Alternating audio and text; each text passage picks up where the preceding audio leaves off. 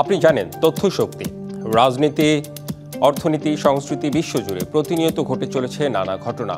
তাই বিশ্বজুড়ে প্রতি মুহূর্তের বর্ণনায় চলমান গুরুত্বপূর্ণ ঘটনার বিশ্লেষণ আর সবশেষ তথ্য নিয়ে বিশ্বদৃষ্টি খুলে দিতে আপনার সাথে ডিবিসি ওয়ার্ল্ডের পর্দায় আছে রেদওয়ান আহমেদ। শুরুতেই জেনে নেই প্রধান শিরোনাম। ইউক্রেনে রাশিয়ার হামলায় শিশুসহ অন্তত ২৬ জন নিহত, আন্তর্জাতিক চাপ বাড়ানোর আহ্বান জেলেনস্কির। এবিসি নিউজের প্রশ্নে ক্ষিপ্ত ট্রাম্প, সাংবাদিকদের কটাক্ষ করে সম্প্রচার বন্ধের হুমকি। দেখছিলেন সংবাদ শিরোনাম, এবার জানাবো খবরের বিস্তারিত। লেবাননের দক্ষিণাঞ্চলে আবারও বিমান হামলা চালিয়েছে ইসরায়েল। স্থানীয় সময় বুধবার ইসরায়েল এই হামলা চালায়। এ সময় অন্তত একজন নিহত হয়। ইসরায়েল বলছে এই হামলার উদ্দেশ্য সীমান্ত এলাকার ইরান সমর্থিত হিজবুল্লাহর পুনর্গঠন রোধ করা। হিজবুল্লাহর দাবি করছে তারা সীমান্ত অঞ্চলে নিজেদের সামরিক উপস্থিতি শেষ করার শর্ত পূরণ করেছে এবং সেখানে লেবানিজ সেনারা মোতায়েন হয়েছে।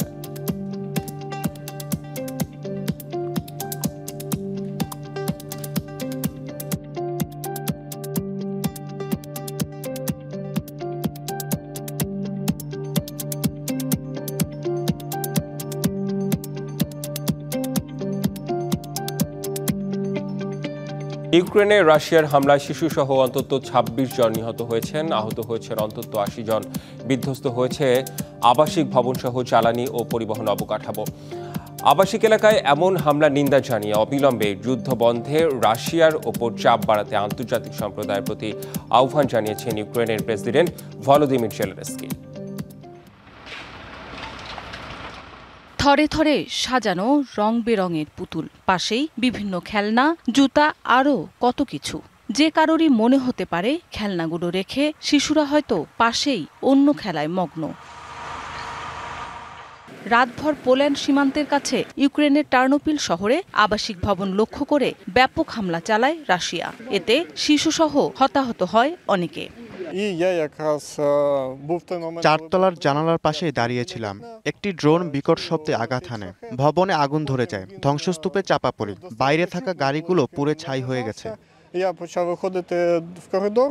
রয়টার্স জানিয়েছে অন্তত ৪৭৬টি ড্রোন এবং ১০টি ক্রুজ মিসাইল সহ ৪৮টি ক্ষেপণাস্ত্র হামলা চালানো হয় শহরটিতে।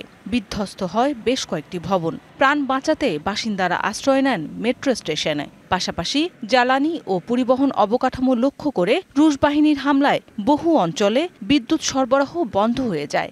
সীমান্তের কাছে এ হামলার পর ন্যাটো সদস্য দেশ পোল্যান্ডের ২টি বিমানবন্দর সাময়িকভাবে বন্ধ করে দেয়া হয়। হামলায় ব্যাপক ক্ষয়ক্ষতি হয়েছে জানিয়ে ইউক্রেনের প্রেসিডেন্ট বলেন, সাধারণ মানুষের ওপর এ হামলা প্রমাণ করে যুদ্ধবন্ধে রাশিয়ার ওপর চাপ এখনও যথেষ্ট নয়। এদিকে আঙ্কারায় ভলোদিমির জেলেনস্কির সঙ্গে বৈঠক করেন তুরস্কের president Recep Tayyip Erdogan. Kyiv মস্কোর মধ্যে আবারও শান্তি আলোচনা শুরুর বিষয়ে গুরুত্ব আরোপ করেন দুই নেতা। Mousumi Shanta, DBC news desk. Microsoft উইন্ডোজের ৪০ বছর ডিজিটাল বিশ্বের এক মহাবিপ্লবের মাইলফলক। ১৯৮৫ সালের ২০ নভেম্বর বাজারে আসা উইন্ডোজ ১কে কেউ ভাবেনি আধুনিক প্রযুক্তির মেরুদণ্ডে পরিণত হবে। ৪ দশক পরে উইন্ডোজ শুধু অপারেটিং সিস্টেম নয়, এটি হলো বৈশ্বিক ডিজিটাল জীবনের চালিকা শক্তি। এখন আরও স্মার্ট এআই চালিত সংস্করণ নিয়ে উইন্ডোজ এগোচ্ছে ভবিষ্যতের পথে। অতীতের সেই দিনগুলো থেকে শুরু করে এক্সপি, ভিস্তা, 7, 10 হয়ে বর্তমানে উইন্ডোজ 11। প্রতি সংস্করণে বদলে গেছে প্রযুক্তির ধারা, বদলে গেছে কাজের ধরন। উইন্ডোজ ছিল এক বিশাল পরিবর্তন। আজ ভোক্তা ও ব্যবসা প্রতিষ্ঠান যেভাবে প্রযুক্তি ব্যবহার করে তার ভিত্তি তৈরি হয়েছিল ৮০-এর দশকে উইন্ডোজের জন্মের মাধ্যমে। শুরুর দিককার সংস্করণগুলো খুব জনপ্রিয় না হলেও ১৯৯৫ সালে আসা উইন্ডোজ 95 পরিবর্তন করে দেয় সবকিছু। বিশ্বব্যাপী ব্যক্তিগত কম্পিউটারের মানদণ্ড হয়ে ওঠে উইন্ডোজ। উইন্ডোজ 95 এর পরই প্রকৃত অর্থে বিশ্ব মানদণ্ড স্থাপিত হয়। গ্রাফিক্যাল ইন্টারফেসকে জনপ্রিয় করে তোলে এটি। আর এক্সপি গেমিং ও সফটওয়্যার ডেভেলপমেন্টে নতুন প্ল্যাটফর্ম তৈরি করে।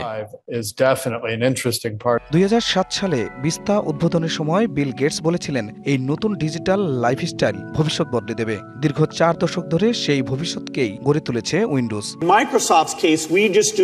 আমরা শুধু সফটওয়্যার প্ল্যাটফর্ম বানাই, সেই প্ল্যাটফর্মের উপরই যুক্ত হয় হাজারো উদ্ভাবন। প্রযুক্তির দুনিয়ায় কোম্পানিগুলোকে বিশেষায়িত হয়েই এগোতে হয়। সময় বদলেছে, চাহিদা বেড়েছে, আর সেই তালেই মাইক্রোসফট এনেছে ভবিষ্যতের জানালা উইন্ডোজ 11-এর আধুনিক এআই কপিলট। এখন থেকে শুধু বলুন হেই কপিলট, আর কণ্ঠস্বরের নির্দেশেই খুলে যাবে কাজের নতুন দিগন্ত। রেডমন্ডের সদর দপ্তর থেকে শুরু করে সেই 4 দশকে উইন্ডোজ ছুঁয়েছে বিশ্বের প্রতিটি অফিস, প্রতিটি ঘর, প্রতিটি পর্দা। 40 বছর আগে যে সফটওয়্যার অল্প কিছু সুবিধা দিতে পারত, আজ তা দাঁড়িয়েছে কৃত্রিম বুদ্ধিমত্তা ও ক্লাউড যুগের নেতৃত্বে।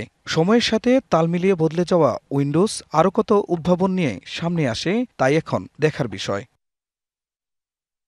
খান মোহাম্মদ মুকুল, ডিবিসি নিউজ ডেস্ক। শতাব্দীর পর শতাব্দী ধরে বৈশ্বিক পরাশক্তিদের চোখে ছিল আফগানিস্তানের দিকে। কৌশলগত অবস্থান, ভূ রাজনীতি আর আঞ্চলিক শক্তির কেন্দ্রবিন্দু সব মিলিয়ে এই দেশটি ছিল সাম্রাজ্যগুলোর লোভনীয় লক্ষ্য। কিন্তু ইতিহাস বলছে অন্য গল্প।